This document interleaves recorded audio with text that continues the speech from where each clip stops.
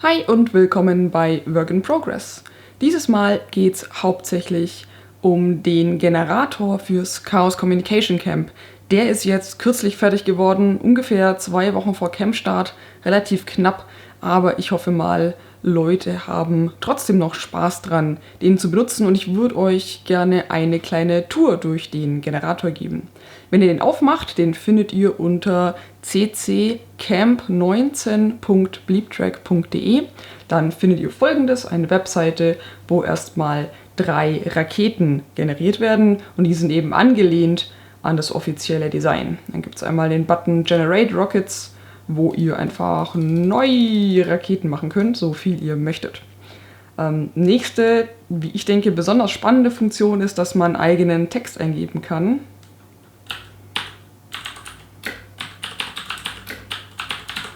Zum Beispiel Hello, Awesome World, da kann ich auf Generate Text gehen und dann wird der hier so gestückelt, gesetzt, dass es auch die Idee vom offiziellen Camp-Design ist, dass das abgeschnitten wird und die Wörter aber immer noch eine Farbe behalten und dann wird entsprechend die passende Rakete, die passende Rocket an ein farbliches Ende gesetzt. Das heißt, ich kann jetzt hier auch so viel neuen Text generieren, wie ich möchte.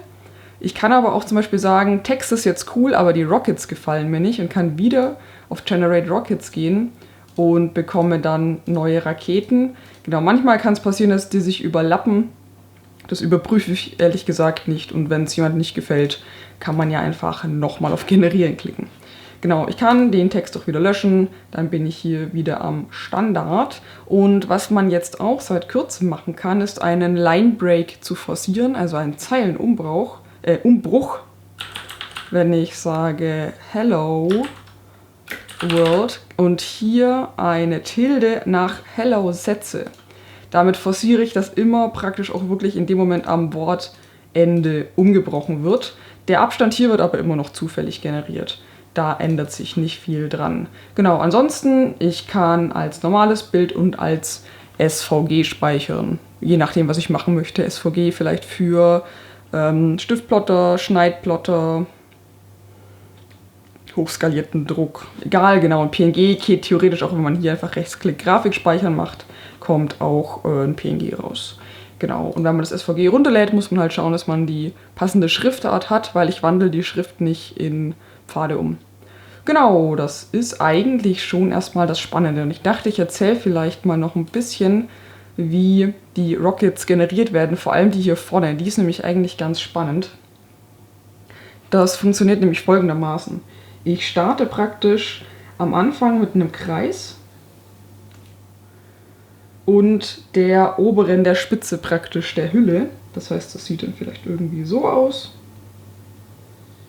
Die generiere ich auch zufällig. Also der Kreisradius hier ist zufällig und so Abstände, keine Ahnung, wo die Spitze tatsächlich sitzt. Und hier der Radius ist zufällig und auch hier praktisch die Dicke hier, die ist in Parametern zufällig. Genau, ich habe erstmal das. Dann setze ich noch ein Rechteck. Und das Rechteck liegt immer hier im Kreismittelpunkt und ist dann rotiert um eine zufällige Zahl. Das heißt, das Rechteck ist zum Beispiel so. Und das stanzt sich aus.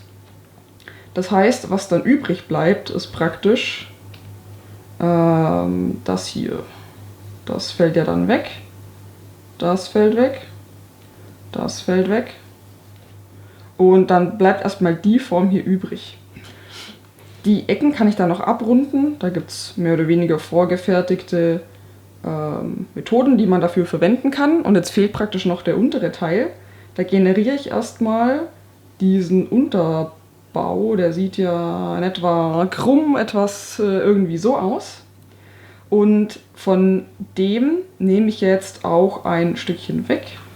Das könnte zum Beispiel das hier sein. Ich mache praktisch diesen Pfad auf und mache da eine Lücke rein. Und dann gibt es doch einen Punkt, den ich hier drin generiere. Und da setze ich jetzt einen Loop durch. Und dann habe ich in etwa sowas. Und manchmal passiert es aber auch, dass dieser Loop nicht so richtig entsteht. Dann ist nur so eine Art Schleife da. Und um noch ein bisschen mehr Varianz reinzubringen, spiegele ich entweder das Oberteil oder insgesamt die Rakete zum Schluss nochmal. Wenn das Oberteil dann schon gespiegelt wird, wird es wieder zurückgespiegelt, aber dafür ist dann praktisch nur die Schleife unten einmal gespiegelt. Genau, und so habe ich dann relativ viel Varianz in der ganzen Sache. So funktioniert die blaue Rakete. Die anderen sind dann tatsächlich gar nicht so spannend. Die gelbe ist eigentlich am unspannendsten, weil die hat immer fixe Punkte und da variiere ich nur die Abstände. Und bei der grünen Leaf Rocket, wenn wir da nochmal ein paar neue machen, seht ihr schon, die ist eigentlich auch immer sehr ähnlich. Weil ich hatte am Anfang überlegt, mehr Linien, also von diesen Blattlinien dazu zu machen, aber dann läuft man so ein bisschen Gefahr, dass man nicht mehr richtig erkennt, dass es auch mal eine Rakete sein sollte. Und hier variiere ich eigentlich auch nur Biegungen, Abstände und hier im Hintergrund ist das eigentlich ein komplettes Blatt, das ich eben auch mit so einer Booleschen Operation ausstanze. Aber wenn ihr auch mal in den Code schauen wollt, der ist hier oben verlinkt bei Code und GitHub, könnt ihr auch nachschauen. Da ist alles public oder wenn ihr noch eine Idee habt, auch gerne einen Pull-Request machen. Und seit kurzem gibt es auch noch eine API. Da bin ich angesprochen worden, ob ich das nicht machen könnte. Und das ist natürlich super sinnvoll. Das heißt, wenn ihr jetzt an die URL hinten noch API/ hinhängt, dann kriegt ihr erstmal direkt so ein Bild mit den 3 Rockets.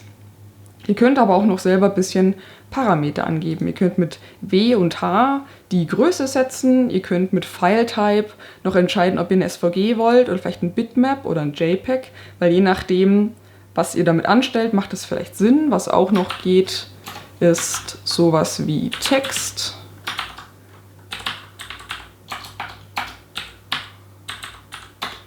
Genau, wir haben hier einmal Hallo reingeschrieben. Da muss man halt gucken, dass man URL-Encoding macht für die Leerzeichen.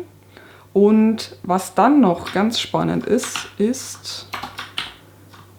ich kann hier jetzt Grayscale auf 1 setzen und bekomme ein Schwarz-Weiß-Bild. Jetzt machen wir den Text vielleicht nochmal weg, dann sieht man das mit den Raketen ein bisschen schöner. So, genau. Dann bekomme ich das in Schwarz-Weiß, denn viele E-Paper-Display-Besitzer fanden das spannend. Und zum Beispiel haben wir hier das Badge-Team, die machen für viele Veranstaltungen Badges.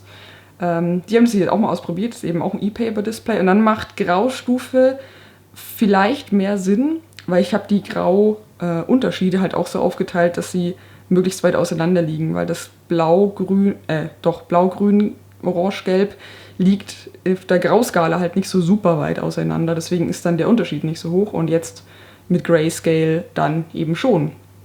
Habe hier noch ein anderes Beispiel, mal gucken, ob wir das laufen lassen können. Genau. Von Moppers, der hat was gebaut, upsie, das sollte vielleicht schon weiterlaufen. Und ich glaube, er zeigt da immer die Nummer von seinem NFC-Tag an und eben so eine generierte Rocket und das holt er sich auch von der API ab, voll gut. Und ich hoffe, dass noch viel mehr Leute Spaß dran haben, da was mitzubauen. Ich habe selber auch noch ein bisschen was gemacht, was praktisch so ein Tages-Countdown ist auf meinem rot-schwarzen E-Paper-Display. Und halt entweder Rockets anzeigt oder mir noch sagt, wie viele Tage es noch sind bis zum Camp. Genau, das ist eigentlich der aktuelle Stand vom Generator. Wie gesagt, ich hoffe, sehr viele Leute haben Spaß dran, den zu benutzen und können den für was brauchen. Und ja, ich hoffe, das irgendwie zu dokumentieren. Also wenn ihr damit irgendwas bastelt, dann schickt mir gerne Video, Foto, was auch immer, damit ich praktisch dann danach eine kleine Collection bauen kann mit Sachen, die aus dem Generator rausgefallen sind zum Schluss. So, zweiter Punkt.